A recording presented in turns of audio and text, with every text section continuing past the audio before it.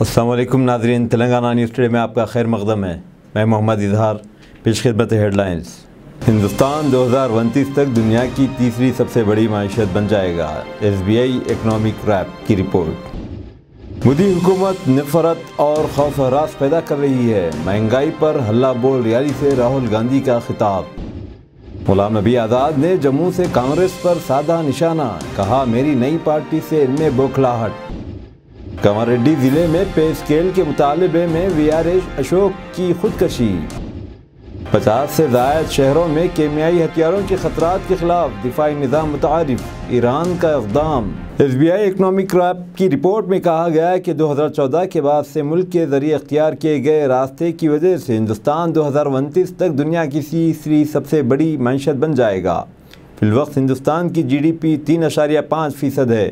2014 میں ہندوستان کی معیشت 2.6% تھی اور امکان ہے کہ 2027 میں یہ 4% سے تجاوز کر جائے گا۔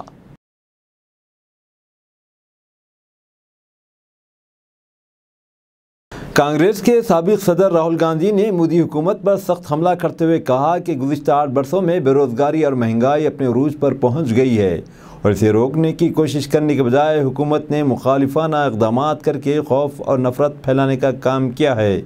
آج راہل گاندھی رام لیلا میدان میں حکومت کی پالیسیوں کے خلاف پارٹی کی ہلہ بول ریالی سے خطاب کے دوران ان خیالات کا اظہار کیا ہے۔ مسٹر گاندھی نے کہا کہ آج ملک کے حالات بہت خراب ہو چکے ہیں۔ جب سے بھارتیہ جنتا پارٹی کی حکومت آئی ہے، ملک میں نفرت اور غصہ بڑھتا جا رہا ہے۔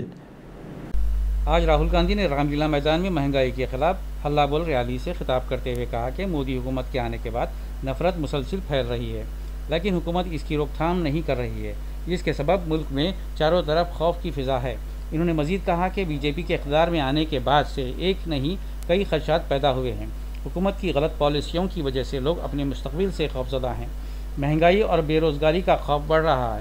نفرت سے لوگ تقسیم ہوتے ہیں، ملک تقسیم ہوتا ہے، ملک کمزور ہوتا ہے۔ انہوں نے مزید کہا کہ آج ملک میں مہنگائی اور بے روزگاری نے سب سے زیادہ مشکلات پیدا کر دی ہیں۔ ملک جن مشکلات سے ملک گزر رہا ہے، اس کی ذمہ داری صرف BJP حکومت پر ہے۔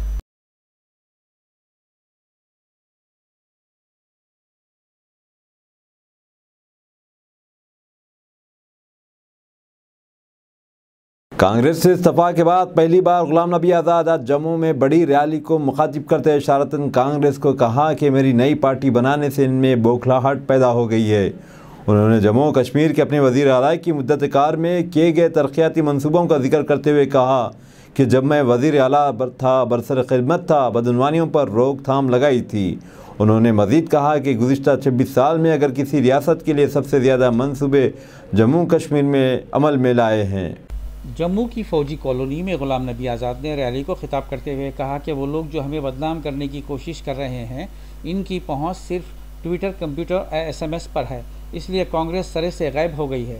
انہوں نے کہا کہ آج میں دیکھتا ہوں کہ کانگریس کے لوگوں کو جب صبح بس سے جیل میں لے جایا جاتا ہے اور اسی وقت DG اور پولیس کمشنر کو فون کرتے ہیں اور کہتے ہیں کہ ہمارا نام لکھ لیجئے اور ہمیں 1 گھنٹے میں چھوڑ دیجئے، اس لیے آج کانگریس آگے نہیں بڑھ رہی ہے۔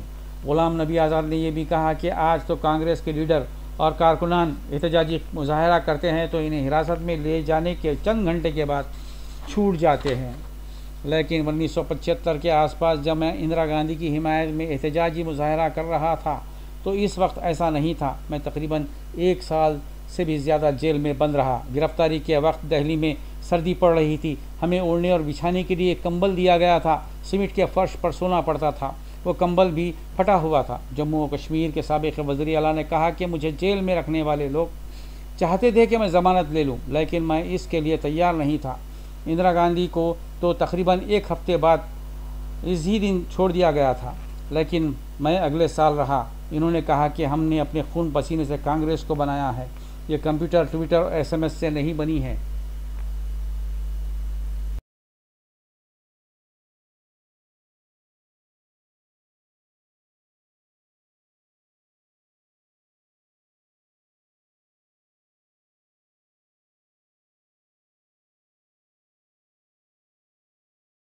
غیر ملکی میڈیا کے مطابق ایرانی نائب وزیر دفاع مہدی فراہی کا کہنا ہے کہ ملک کے 51 شہروں میں کیمیائی ہتھیاروں کے خطرات سے نمٹنے کا نظام متعارف کروایا ہے۔ ان کا کہنا تھا کہ تمام 51 شہروں کو ضروری تنصیبات اور آلات فراہم کر دیے ہیں۔ دفاعی نظام کی بدولت ہر قسم کی حیاتیاتی، ریڈیائی اور کیمیائی خطرات کی نشاندہی ہو سکتی ہے۔ سابق ایرانی وزیر دفاع امیر حاتمی نے گزشتہ سال ایک بیان میں کہا تھا کہ دشمن ایران کے خلاف ہر قسم کا حربہ استعمال کر سکتا ہے، اس لیے ایران کو ممکنہ کیمیائی حملوں کے خلاف بھی تیاری رکھنی چاہیے۔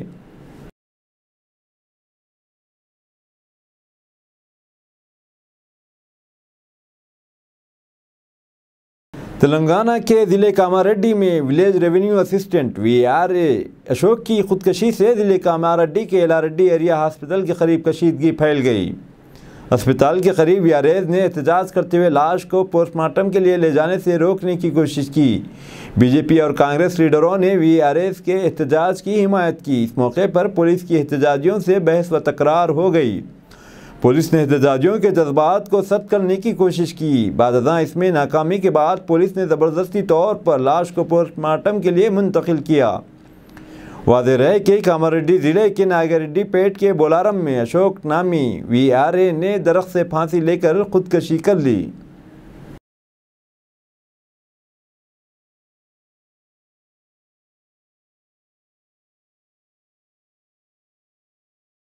ٹیسلا اور اسپیس ایکس جیسی کمپنی کو اپنے CEO ایلن مسک کے باعث مختلف مقدمات کا سامنا ہو چکا ہے۔ اسی طرح ٹویٹر کی ملکیت کا معاہدہ بھی عدالت پہنچ چکا ہے اور دیگر مسائل پر اداروں کی جانب سے ایلن مسک کے خلاف تحقیقات بھی کی جا رہی ہیں۔ دنیا کے امیر ترین شخص ایلن مسک کی ان قانونی مشکلات کو امریکہ میں ایک لا اسکول کی نئی کلاس کا موضوع بنا لیا گیا ہے۔ کیلیفورنیا یونیورسٹی کے لا اسکول میں لا آف ایلن مسک نامی کلاس کا آغاز کیا جا رہا ہے، جس میں ٹیسلا کے بانی کے قائدانہ انداز اور ٹیسلا کے خلاف مقدمات کے بارے میں پڑھایا جائے گا۔ کورس سمری کے مطابق نصاب میں ایلن مسک کی قانونی ناکامیوں کے بارے میں بتایا جائے گا۔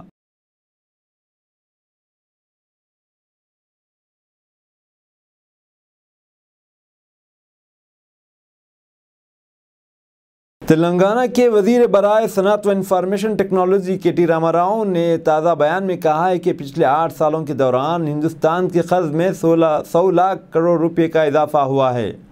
انہوں نے دعویٰ کیا کہ ہر ہندوستانی پر 1.25 لاکھ روپے کا قرض ہے۔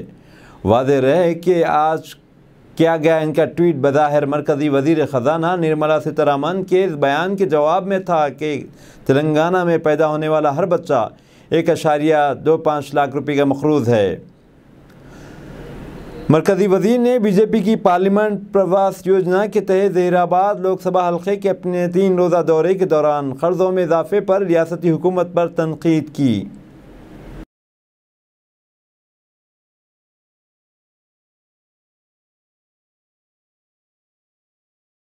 تلنگانہ ریاست میں دلت بندھو اسکیم متعارف کرواتے ہوئے تلنگانہ ریاست دلتوں کی ترقی کے لیے ایک رول ماڈل بن چکی ہے۔ ریاست تلنگانہ نے اس اسکیم کے تحت 36,392 استفادہ کنندگان کے کھاتوں میں رقم جمع کی ہے۔ حکام نے بتایا کہ ریاست بھر میں 31,088 یونٹس کو گراؤنڈ کر دیا گیا ہے۔ ریاستی کابینہ کی جانب سے اس سال اسکیم کو وسعت دینے کا فیصلہ کرنے کے ساتھ زیادہ سے زیادہ استفادہ کنندگان کو ایک نیا موقع ملے گا۔ حکومت نے 2022-23 کے مختص کردہ بجٹ میں 17,700 کروڑ روپے کے فنڈز جاری کرنے کے لیے ضروری اقدامات کیے ہیں۔ تلنگانہ دلت بندھو اسکیم کا اطلاق رواں سال 118 حلقوں میں 17,700 سے زیادہ مستفیدین پر ہوگا۔ ہر حلقے میں 1,500 خاندان ہیں۔ اس سال پہلے مرحلے میں فی حلقہ 500 افراد کے حساب سے کل 65,000 خاندان مستفید ہوں گے۔ استفادہ کرنے والے 118 حلقوں میں 10,803 یونٹس گراؤنڈ ہیں۔ پہلے مرحلے میں یہ بات سامنے آئی ہے کہ 62,000 خاندان کے افراد ہندوستان کی آزادی کے 65 سالوں میں دلتوں کی ترقی توقع کے مطابق نہیں ہوئی، لیکن تلنگانہ حکومت ہندوستان آئین کے معمار بھارت رتن ڈاکٹر BR امبیڈکر کی خواہشات کو پورا کرنے کے لیے دلتوں کی جامع ترقی کے لیے اقدامات کر رہی ہے۔ عہدیداروں نے کہا کہ چیف منسٹر کے چندر شیکھر راؤ کی قیادت میں ریاستی حکومت تلنگانہ کے تمام طبقات تک ترقیاتی کاموں کو پہنچانے اور سماجی و اقتصادی خلا کو ختم کرنے کے لیے عزم کے ساتھ اس اسکیم کو نافذ کر رہی ہے۔ اس اسکیم کے تحت حکومت بغیر کسی بینک قرض کے دلت خاندانوں کو اس کے سیکھے ہوئے ہنر کے لیے مالیاتی یونٹس قائم کرنے مالی مدد فراہم کرے گی۔ مالی سال 2021 اور 22 میں اسکیم کی پیش رفت کے بارے میں تفصیلات بتاتے ہوئے عہدیداروں نے کہا کہ ریاستی حکومت نے کریم نگر اور کنڈا ضلع کے حلقے حضور آباد میں 18,211 مستفیدین کے کھاتوں میں 1822 کروڑ روپے فنڈز جاری کیے گئے، جن میں سے اب تک 15,402 فائدہ اٹھانے والے یونٹس کو گراؤنڈ کر دیا گیا۔ یدادری اور بھونگیری ضلع کے آلیرو حلقے میں واقع واسلامری گاؤں کے تمام 75% مستفیدین کے کھاتوں میں 6.60 کروڑ روپے کی رقم جمع کرائی گئی اور 75 یونٹ گراؤنڈ ہو چکے ہیں۔ پائلٹ پروجیکٹ کے تحت حکومت 4 منڈلوں میں 100% دلت خاندانوں کو یونٹس کی منظوری دے رہی ہے۔ حکومت کی جانب سے کروائے گئے سروے میں چنتھا کنی، ترمل گری، چرراکنڈا اور نظام ساگر کے 4 منڈلوں میں 8,518 دلت خاندان ہیں۔ حکومت نے ابھی تک 6,947 خاندانوں کے کھاتوں میں رقم جمع کرا دی ہے۔ ان 4 منڈلوں میں اب تک 4,808 یونٹ گراؤنڈ ہو چکے ہیں۔ حکومت نے 118 حلقوں میں 100 خاندانوں کو یونٹ دینے کے لیے اقدامات کیے ہیں۔ تلنگانہ حکومت نے کل 11,835 دلت خاندانوں کی نشاندہی کی ہے۔ اب تک 11,159 خاندانوں کے کھاتوں میں فنڈ جمع کرائے جا چکے ہیں اور 10,893 یونٹس کو گراؤنڈ کیا گیا ہے۔ مالی سال 2021 اور 22 کے لیے کل 33,392 مستفیدین کے کھاتوں میں رقم جمع کی گئی ہے۔ عہدیداروں نے مزید کہا کہ ان میں سے 31,088 مستفیدین نے یونٹ قائم کر لیے ہیں۔ آن لائن ملازمت دلانے کا جھانسا دے کر ایجنٹوں نے تھائی لینڈ بعد ازاں برما پہنچا دیا، جہاں وہ جنگل میں مقیم ہیں۔ متاثرہ نوجوان کی والدہ نے عوام سے اپیل کی کہ وہ اجنبی لوگوں کی باتوں پر بھروسہ نہ کریں اور زندگی کو جوکھم میں نہ ڈالیں۔ یہ ایک نیا ریاکٹ ہے۔ امجد اللہ خان خالد کا بیان۔ حیدرآباد میں ایک بیرون ملک بھیجنے کا ایسا ریاکٹ چل رہا ہے کہ نوجوانوں کو پرکشش تنخواہیں اور ملازمتوں کا جھانسا دے کر برائے بنگلور تھائی لینڈ بھیجا جا رہا ہے اور وہاں سے برما کے جنگلوں میں مخصوص طرز پر تعمیر کردہ عمارتوں میں رکھا گیا۔ ان 2 عمارتوں کے آس پاس 400 کلومیٹر تک کوئی آبادی نہیں ہے۔